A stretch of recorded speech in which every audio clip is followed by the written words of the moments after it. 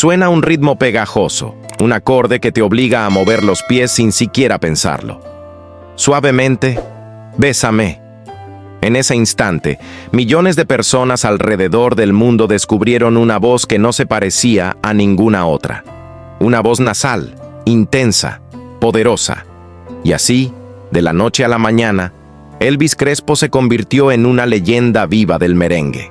Pero detrás de los reflectores, de las giras, de los premios Billboard y de la euforia colectiva, había un hombre cargado de secretos, contradicciones y demonios que amenazaban con devorarlo desde dentro. Hoy, después de años de silencio, el propio Elvis está dispuesto a hablar, a confesar lo que muchos han sospechado, lo que otros han querido ocultar y lo que, hasta ahora, había permanecido enterrado bajo toneladas de éxitos musicales y escándalos silenciados. Mi nombre es Elvis Crespo. Nací en el Bronx, Nueva York, pero mi alma pertenece a Puerto Rico. Comienza diciendo con una voz que mezcla nostalgia y orgullo. Hijo de Diomedes Crespo e Irene Díaz. Su nombre fue un tributo al mismísimo Elvis Presley. Un guiño del destino que parecía predecir un futuro brillante, aunque no exento de sombras. A los 6 años, el pequeño Elvis sufrió su primer gran golpe emocional: el divorcio de sus padres. Su madre, con él y sus hermanas a cuestas, se mudó a Guayama, un rincón cálido de Puerto Rico que se convertiría en el primer escenario de sus sueños. Desde muy niño, Elvis mostró una conexión especial con la música. En cada fiesta familiar, se robaba el espectáculo junto a su hermana Marit, montando coreografías caseras que desataban ovaciones. Sentía esa chispa única, esa adrenalina que solo siente quien ha nacido para brillar. Cada verano regresaba a Nueva York, donde perfeccionó su inglés, pero su corazón seguía latiendo con ritmo caribeño. Puerto Rico era su esencia, su verdad. Pero su camino hacia la fama no fue una alfombra roja. Su voz, peculiar e inconfundible, fue motivo de burla. «Tienes voz de platanero, jamás podrás cantar», le decían sin compasión. Pero en lugar de rendirse, grababa su voz una y otra vez. Analizaba cada tono, cada vibración, intentando entender por qué sonaba como sonaba y cómo podía hacer que funcionara. Participó en el coro de la iglesia, audicionó para Menudo y fue rechazado. Otro golpe. Pero no se detuvo. Seguía presentándose en cuanto evento podía hasta que un día, durante un homenaje escolar al coreógrafo Willy Barrios, subió al escenario y lo imitó con tanta precisión que el propio Barrios no pudo resistirse. Lo invitó a su grupo. Al principio solo bailaba, pero luego llegó el día en que le dieron el micrófono. El director musical le apagó el micrófono sin avisar, delante de todos. «Tienes que afinar la voz», le dijeron. Otra herida, otro rechazo, pero tampoco se rindió. Con lo poco que ganaba bailando, pagó clases de canto y volvió, una y otra vez, hasta que logró dominar esa voz que antes le jugaba en contra y que pronto lo haría inconfundible en todo el mundo. Justo cuando su carrera comenzaba a despegar, la vida volvió a ponerlo a prueba. Con 19 años, iba a ser padre. El vértigo de la responsabilidad lo obligó a dejar la música momentáneamente. Se casó, buscó un trabajo estable en una lavandería para tener seguro médico y afrontar los gastos del bebé. Su esposa no quería que siguiera cantando. La tensión crecía, pero Elvis sabía que no podía renunciar a su pasión. «Metí la pata, pero tengo que responder», decía. Y respondía, sí, pero sin rendirse. Se presentó a una audición para Grupo Manía, la banda más popular del merengue en ese momento. Lo aceptaron, y lo demás, como se suele decir, es historia. O mejor dicho, la historia que todos conocen, pero no la que hoy queremos contar. Porque detrás de los flashes y las portadas de revista, Elvis comenzó a transitar un camino peligroso. El éxito era tan desbordante como vertiginoso. Más de 200 shows al año, fama, dinero, excesos, una vida al límite, y con ella, los escándalos que poco a poco empezaban a emerger como grietas en un palacio de cristal. Pero hay algo más impactante aún. Elvis está dispuesto a reconocerlo todo, a mirar de frente sus errores, a hablar de lo que se ocultó por años, de lo que casi lo destruye, de la adicción, de los episodios que pusieron en riesgo su carrera y su salud mental. Porque sí, fue un ídolo, pero también un hombre que cayó y supo levantarse. Hoy, después de tocar fondo, Elvis Crespo no solo es el autor de un himno mundial como Suavemente, es un sobreviviente, un artista que ha aprendido a vivir con sus cicatrices y que ahora, por fin, se atreve a contar su verdadera historia. Lo recuerdo como si fuera ayer. Aquel joven que entró a Grupo Manía no lo hizo entre aplausos, sino entre murmullos. Su llegada no fue celebrada, fue cuestionada. Las fanáticas lo miraban con recelo, casi con desprecio. Era el nuevo.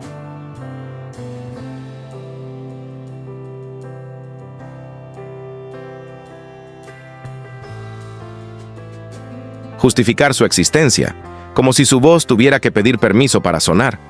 Pero no se rindió. Se mantuvo firme, como un roble bajo la tormenta.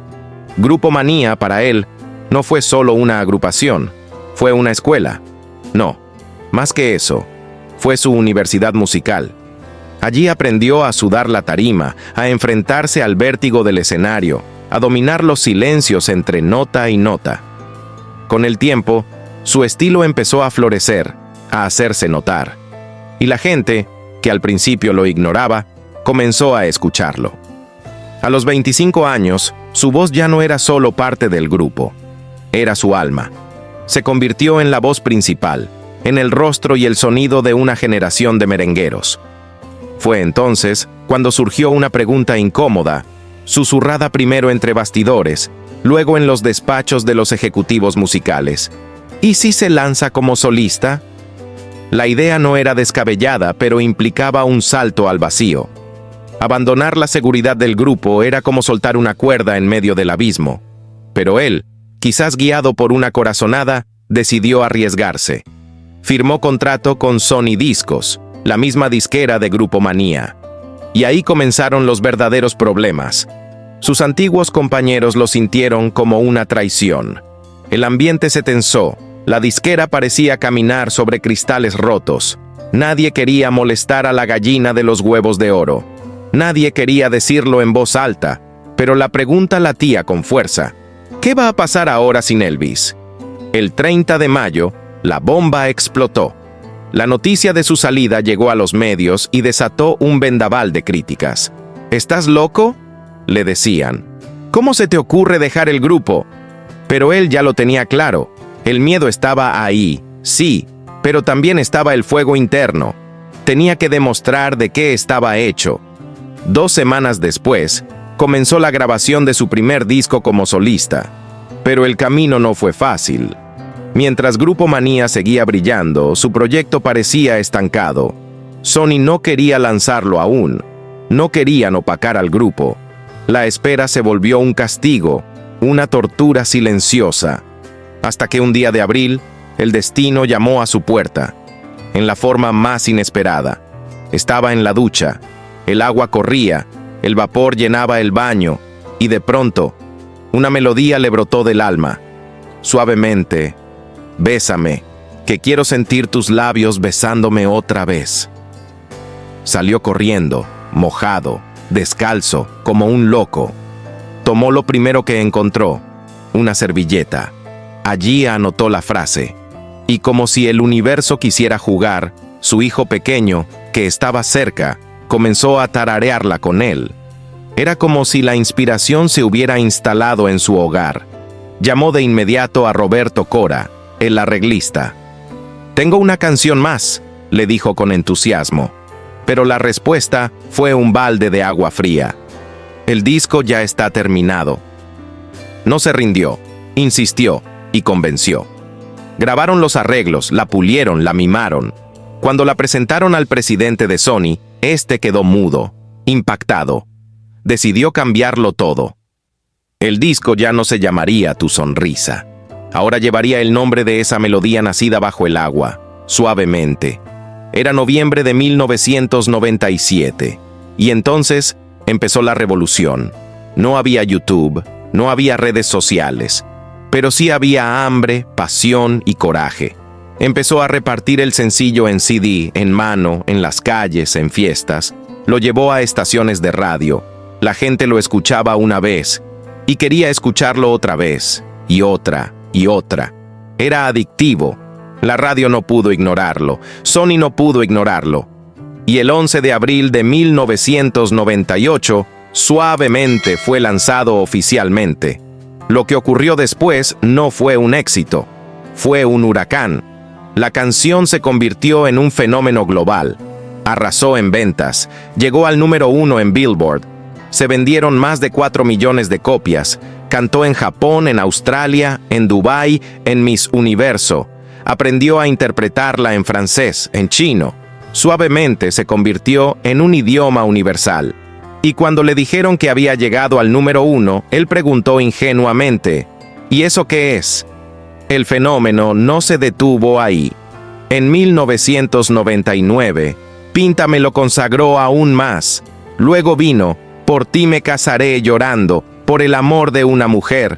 Recibió la Orquídea de Diamante en Venezuela, brilló en Argentina, conquistó Chile. En Viña del Mar, su presentación fue histórica. Su música cruzó fronteras. Llegó a España, a Italia, a rincones donde jamás pensó que el merengue pudiera llegar. Y entonces, regresó al Caribe. La República Dominicana lo recibió como un hijo adoptivo, invitado especial en las festividades del milenio. Era 1999. Su carrera estaba en la cima. Fue nominado a su segundo Grammy.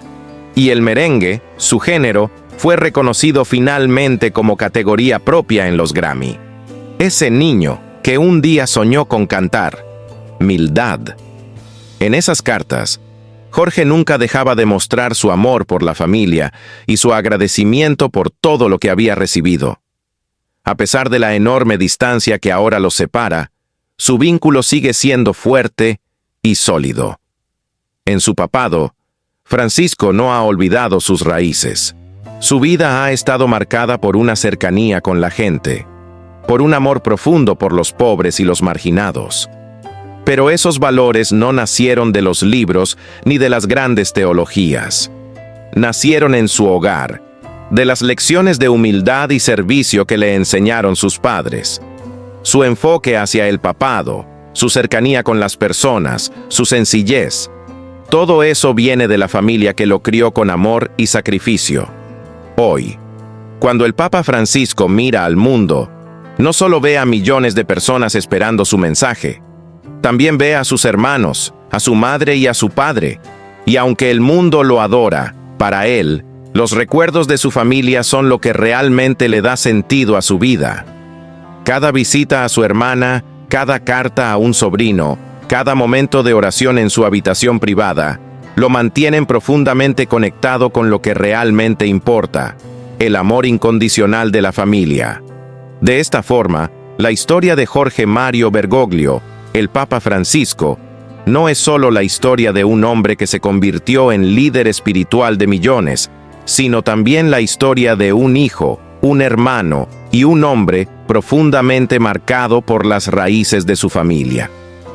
Una familia humilde que, sin saberlo, contribuyó a formar a uno de los líderes más importantes del siglo XXI, un papa que sigue siendo, en esencia, el hombre que creció en las calles de Buenos Aires, rodeado por el amor y la fe de su familia. La historia de la vida de Papa Francisco no se puede contar sin hablar de su humildad, de su misión de amor y servicio a los demás, y de cómo su figura se ha transformado en un referente de espiritualidad. Aunque muchos piensan que el Papa Francisco vive de manera austera, es importante explorar su relación con los bienes materiales y cómo los utiliza para sus esfuerzos de caridad y de transformación en la Iglesia. Su vida no se basa en la acumulación de riquezas, sino en el uso de sus recursos para ayudar a los demás y para predicar la humildad. Jorge Mario Bergoglio, quien sería conocido como el Papa Francisco, nació en Buenos Aires, Argentina, en 1936, en una familia de inmigrantes italianos. Su padre, Mario José Bergoglio, era un trabajador ferroviario, y su madre, Regina Sivori, era ama de casa. Desde una edad temprana, Francisco experimentó las dificultades de la vida y aprendió a valorar la sencillez. Su vida no estuvo marcada por el lujo ni el confort, sino por el trabajo arduo y las enseñanzas de amor y sacrificio. Cuando Jorge Mario Bergoglio se unió a la Compañía de Jesús, eligió la vida religiosa por encima de la riqueza material. Durante su formación como sacerdote y más tarde como arzobispo de Buenos Aires, adoptó un estilo de vida simple y austero. Bergoglio vivía en un pequeño apartamento, cocinaba su propia comida y tomaba el transporte público, demostrando siempre un compromiso con los más necesitados. Este estilo de vida austero continuó durante su papado. A pesar de ser el líder de la Iglesia Católica, Francisco nunca buscó el lujo. Rechazó el uso de las lujosas residencias papales y prefirió vivir en una residencia más sencilla dentro del Vaticano. Su vida como papa siempre estuvo enfocada en la humildad y la cercanía con los pobres y marginados. El Papa Francisco ha hecho de la humildad uno de los pilares de su papado. Uno de sus enfoques clave ha sido el uso responsable de los recursos de la Iglesia, con un énfasis en ayudar a los más pobres. Desde el comienzo de su pontificado, Francisco adoptó una postura firme contra la corrupción y el derroche dentro del Vaticano y en las finanzas de la Iglesia. En su enfoque sobre los recursos de la Iglesia, Francisco ha trabajado para lograr una mayor transparencia financiera en el Vaticano, con la creación de organismos para supervisar el uso de los fondos. Esta reforma fue una de las más significativas durante su papado, ya que buscó transformar una estructura que, en el pasado, había sido criticada por su falta de claridad en las finanzas. El Papa Francisco y la fortuna del Vaticano. Aunque el Papa Francisco es conocido por su vida austera, no se puede negar que el Vaticano posee una considerable fortuna. Esto incluye una vasta colección de arte y propiedades, así como inversiones financieras. Sin embargo, a pesar de estos activos, Francisco ha insistido en que los bienes del Vaticano no son para ser utilizados en lujos o extravagancias, sino para el bien de la humanidad. La riqueza del Vaticano es en gran parte una herencia cultural que pertenece al mundo entero. Los museos del Vaticano albergan algunas de las obras de arte más valiosas y famosas del mundo, como la Capilla Sixtina de Miguel Ángel. Estos tesoros hino hacia el sacerdocio no fue fácil. Como jesuita, pasó años de formación que incluye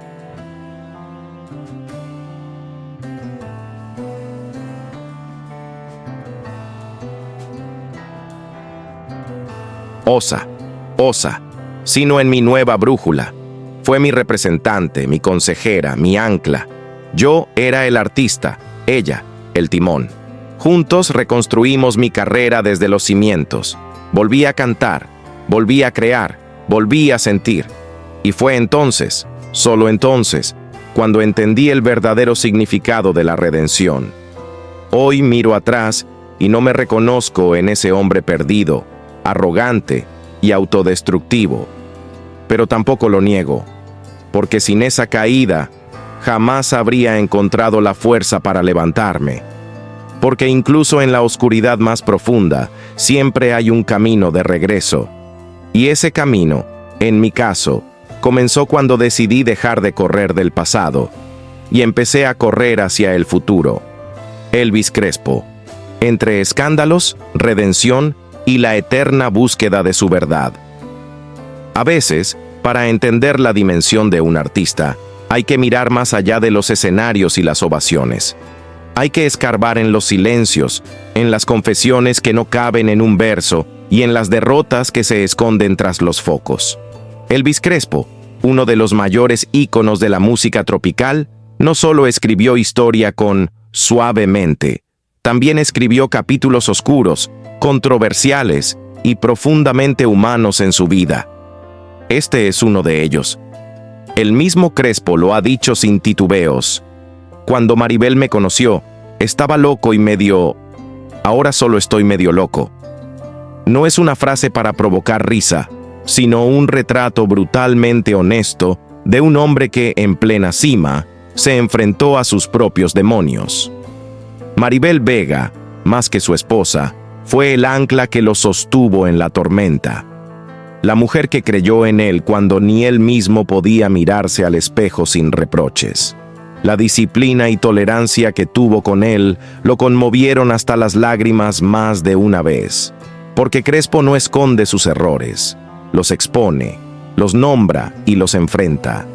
En medio del caos, hubo una etapa especialmente confusa. Mientras la fama lo envolvía y el ego lo empujaba a cruzar límites, empezó a cuestionar incluso su identidad. Hubo momentos en los que dudaba de mi sexualidad, confiesa con una franqueza que no muchos artistas se atreven a tener. Tenía 25, 26 años, era joven, tenía dinero, libertad y una urgencia por explorar sin restricciones. Quería probar, ver qué más había allá afuera, dice, como quien mira atrás sin arrepentirse, pero sabiendo que aquello también dejó cicatrices. Para Crespo, esas experiencias no fueron un desvío, sino parte de su construcción como ser humano. Pero cuando parecía que finalmente estaba encontrando un equilibrio, un nuevo escándalo lo arrastró de nuevo al ojo del huracán. Era el 19 de marzo de 2009. En pleno vuelo de Houston a Miami, algo ocurrió que encendería las alarmas del FBI. Una pasajera notó movimientos extraños bajo una manta que cubría a Crespo. Maribel dormía a su lado, ajena a todo. La mujer lo denunció a la tripulación. Al principio, fue solo una advertencia, pero cuando el comportamiento continuó, el capitán no tuvo otra opción. Al aterrizar, las autoridades ya lo esperaban. El incidente fue catalogado como un posible delito federal. Crespo fue interrogado de inmediato. Las cámaras, como siempre, no tardaron en convertir el episodio en espectáculo. Los titulares explotaban. ¿Había estado bajo los efectos del alcohol? ¿Qué había pasado realmente? El artista, otra vez, se encontraba entre la espada y la pared, pero lejos de esconderse, decidió enfrentar la tormenta con determinación. A pesar del escándalo, no se rindió. Un año después, en 2010, volvió con más fuerza y presentó Indestructible. El título no fue casualidad, era una declaración de intenciones. Porque si algo ha demostrado Elvis Crespo a lo largo de su carrera, es su capacidad para reinventarse, para levantarse después de cada caída, con más fuerza, con más coraje, con más música, y no se detuvo ahí. En los años siguientes, exploró nuevos sonidos, colaboró con artistas urbanos como Ángel y Cris, Ilegales, Daddy Yankee y De La Ghetto. Fusionó lo clásico del merengue con la energía del reggaetón. Es como un camión con motor de Ferrari, bromea él cuando describe su evolución artística. Siempre con una visión, modernizar su propuesta sin perder la esencia que lo convirtió en estrella. En 2019 celebró por todo lo alto sus 25 años de carrera musical. Estamos celebrando 25 años y estoy inmensamente agradecido, dijo ante una multitud emocionada. En el escenario, revivió sus grandes éxitos, pero también compartió nuevos temas que reflejan al hombre que es hoy, maduro, resiliente y en constante transformación. Elvis Crespo ha aprendido que el éxito enseña poco, que las lecciones verdaderas vienen con los tropiezos, que el verdadero valor está en cómo te levantas, y él se ha levantado más de una vez. Su historia está marcada por la porque, para él, los sueños no tienen fecha de caducidad, tiene aún mucho por hacer. Esto apenas empieza, asegura con la misma energía del joven que revolucionó la música tropical hace décadas. ¿Y tú? ¿Crees que Elvis Crespo ha logrado replicar la magia de Suavemente? ¿Fue sincero en todo lo que confesó? ¿O todavía guarda secretos por revelar? Te leo en los comentarios. Y si quieres descubrir más historias ocultas de tus celebridades favoritas, no olvides suscribirte a nuestro canal. Aquí, cada historia es contada como nunca antes. Mucho antes de convertirse en el ídolo del merengue que hizo bailar al mundo con Suavemente, Elvis Antonio Crespo Díaz era solo un niño curioso, con ojos brillantes y una energía inagotable, nacido el 30 de julio de 1971 en la vibrante ciudad de Nueva York. Su vida, desde el inicio, fue un puente entre dos culturas: la modernidad vertiginosa de Estados Unidos y el alma cálida de Puerto Rico. Sus padres, puertorriqueños, le pusieron el nombre Elvis como homenaje a Elvis Presley, sin saber que aquel nombre marcaría para siempre su destino artístico. Sin embargo, su niñez no fue fácil. Tras la separación de sus padres, Elvis y su madre regresaron a Puerto Rico, donde comenzó a forjarse el carácter del futuro ídolo. En las calles de Carolina, entre casas humildes, ritmos caribeños y festivales de barrio, el joven Crespo empezó a sentir que la música no era solo entretenimiento, sino una forma de vida. Desde muy pequeño, Elvis mostraba una inclinación natural hacia la música. Mientras otros niños jugaban con pelotas o carritos, él imitaba a los cantantes de moda frente al espejo o golpeaba con los dedos cualquier superficie para crear ritmos. Sus maestros decían que era distraído en clase, siempre soñando despierto. Pero cuando le daban un micrófono en las presentaciones escolares, se transformaba. Su voz potente y su presencia escénica dejaban a todos sorprendidos. En su adolescencia, comenzó a cantar en pequeños grupos locales, presentándose en bodas, fiestas patronales y eventos escolares. Su madre, una mujer de temple fuerte, fue su mayor aliada. A veces sacrificaban necesidades básicas para pagar una grabación casera o un vestuario de presentación. Ella sabía que su hijo tenía un don y apostó todo por su talento. A los 17 años, Elvis dio su primer gran paso. Se unió al grupo Los Sabrosos del Merengue. Allí empezó a tomar experiencia profesional, aprendiendo sobre disciplina, presentaciones en vivo y lo que significaba formar parte de una agrupación musical seria. Pero el verdadero salto llegaría poco tiempo después, cuando se integró al famoso grupo puertorriqueño Grupo Manía. Fue en esa etapa donde Elvis Crespo se consolidó como un showman. Con su energía contagiosa, sus pasos frenéticos y una voz que parecía haber nacido para el merengue, Crespo comenzó a brillar. Las giras, los escenarios grandes, los fans, todo parecía indicar que estaba destinado a mucho más. En cada canción, en cada baile, Elvis mostraba la mezcla de su niñez bicultural, la pasión heredada de su madre y las influencias musicales que absorbió en cada esquina de Carolina. Su historia no era solo la de un cantante talentoso, sino la de un joven que desde la humildad y la perseverancia se preparaba sin saberlo para escribir su nombre en la historia de la música latina. Aquel niño que jugaba a ser estrella ya se había subido al tren de la fama. Y lo mejor, apenas estaba comenzando.